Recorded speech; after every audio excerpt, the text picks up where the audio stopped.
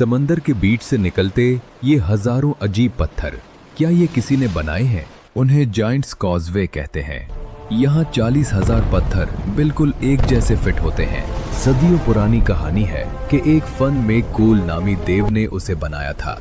वो स्कॉटलैंड के एक दूसरे देव से लड़ने के लिए एक रास्ता बनाना चाहता था, लेकिन जब साइंसदानों ने उसे देखा तो उन्हें कुछ और ही हैरत अंगेज पता चला। करोड़ों साल पहले यहाँ एक बहुत बड़ा आतिशफिशा फटा था। जब गर्म लावा ठंडे समंदर से मिला तो वो बहुत तेजी से ठंडा होने लगा।